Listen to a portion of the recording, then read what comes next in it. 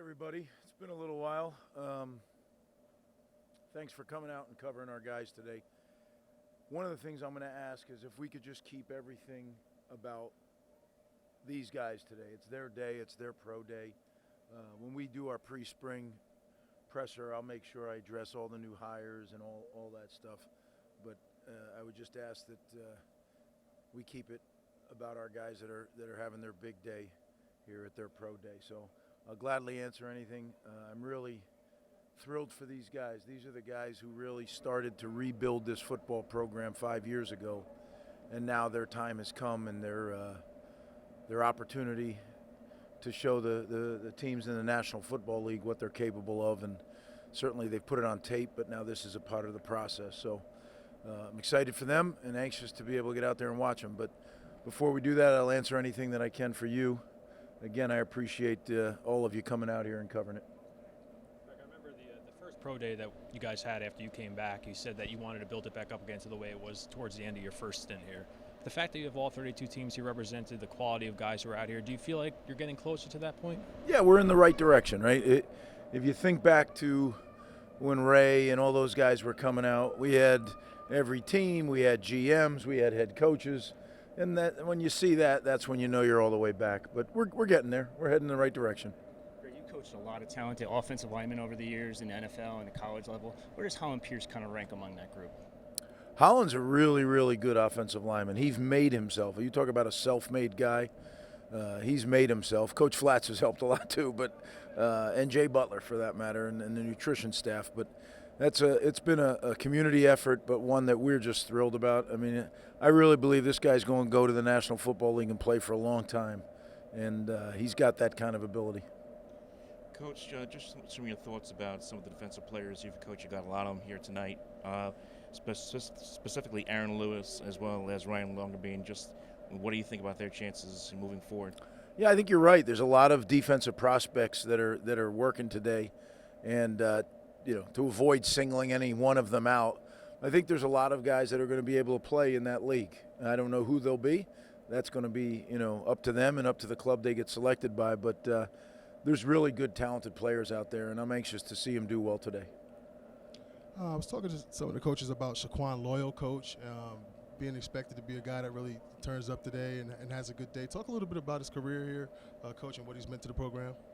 Shaquan has been a really, really steady performer for us over the years and probably has not received the credit that he deserves. And I do think he's going to be a really good football player at the next level. He's got all the traits. He's big, he's strong, he's fast, he's football. He's really got a great feel for the game, and he's a durable guy too. He's played through pain, yet he's been able to be out there on the field almost every week. Coach, Kyle Monangai has been one of the most productive running backs in Rutgers history. Can you talk about not only his rushing ability, but his willingness to pass protect and how that could translate to the NFL? Yeah, Kyle's a complete back. He also can catch. He does it all. And the best part about Kyle is he's such an intelligent football player. There's times you could see where he's changing the protections. He's beating the quarterback to the punch. And, for me, that's a guy who's just an incredibly bright guy, period, but a really, really bright football player. And then you put his physical skills in addition to that, someone's going to get a really, really good back that can do it in that league for a long time.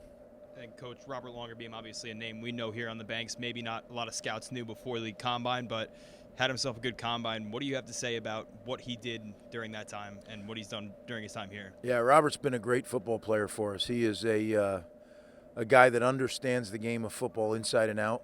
He's got really good physical abilities. He's getting bigger as he gets older, and that's going to help him be more durable in that league. But without a doubt, he's a really good cornerback, and he's done so much for our program. Really just a very, very intelligent football player. Coach's son, and you see it every day. Greg, when the football coach in you, does it drive you crazy when you hear people like Kyle's 40-yard dash time gets knocked? Oh, he ran a 4.6, got to move him dead boards. But I assume most coaches are tape guys. What does he show on tape, and what do you tell scouts when they see that 40-yard dash time? Yeah, I mean, I understand guys that are looking for that trait, right? I just hope there's enough teams that are looking for the trait that he has, and he's a really good football player who's not slow. He's just not a burner, right? He's not going to go out there and run 4.4. But, very rarely do you see backs run the long runs, right? He's sudden, and he's got short area quickness that's rare, great vision, and as I said earlier, just an incredibly bright football player. So he's going to make somebody's team, and he's going to make them a very happy team because he's going to do great things for him. Powell, I think it says what the NFL thought about him, that he was at the combine even though he couldn't do anything. What do you see in him, as far as getting back to the level he was at late in his 2 years ago season? Yeah, I think you hit it on the head with Tyreem. Tyreem sacrificed for our program last year. He went out there and he played not fully recovered, oftentimes in pain, and it wasn't the same guy you saw on tape in 22 and 23. I even told him, I said, Tyreem, we're shutting you down at one point in the year. I said, it's not fair to put that film out of you. I mean, this guy, we're talking about a day 2 pick before he gets hurt in the Indiana game, right? And to see that, I felt awful. But you know what? He is such a team player. He said, no, Coach, I am playing. And he did it for his teammates. He did it for this program. And he will be back. Sometimes that injury takes a little while to recover from. But he's an incredibly tough guy and a really, really good football player. He's got all the measurables. Whoever gets him is getting a steal. Greg, talk about team players. Keontae Hamilton, how special can he be? Yeah, I think Keontae's he's an NFL player. I mean, he's strong, he's tough, he's durable, intelligent, and you throw all that, he's an even better person than he is a football player. I just think he is again, these are guys that I think are really good prospects, guys that are going to play in that league, so I'm excited for them. Greg, with Robert Longerbeam, where have you seen him make the biggest strides during your time coaching him? Well, he's gotten much bigger. He's still not a giant, right? But, I mean, he's plenty tall and long. He's got to keep putting the weight on, right? It's a physical game that we coach and play, and he's doing that. You can see his progress as he's trained just for this and not had to worry about school and those things. He's put on a good, solid 6 or 7 pounds, and he'll continue to do that as he matures physically. But as far as a football player goes, he's been tremendous. I mean, he understands the game. He understands playing defensive backs and the finer points. I think he's going to be a pro, and he's going to be a pro for a while. You talk about this being a developmental program. How important are these days 32 NFL teams here, 45 personnel members, towards kind of the culture and the DNA of the program? Well, I think it's hugely important. I mean, these guys come here with that being one of their dreams. And my job and our staff's job is to take them from where they are to where they want to be. And when we don't do that, I feel bad. I feel like, why weren't we able to get this guy to perform at the level that we at one point thought he was capable? But for this group, there's a lot of them that actually performed really well on tape, and now they're getting a chance to do what is ultimately a job interview, right, on the spot. And I'm praying for them that they can just relax and go do their thing. Des is going to be a guy who I think is going to have some really good measurables. What have you seen from him, and how can that translate to the next step? Who was that? Des Igbinosun. Oh, Des, yeah. Yeah, I think, I have not heard how his training's been going, so hopefully he'll do well today in testing. There's so many different data points when you're evaluating college football players.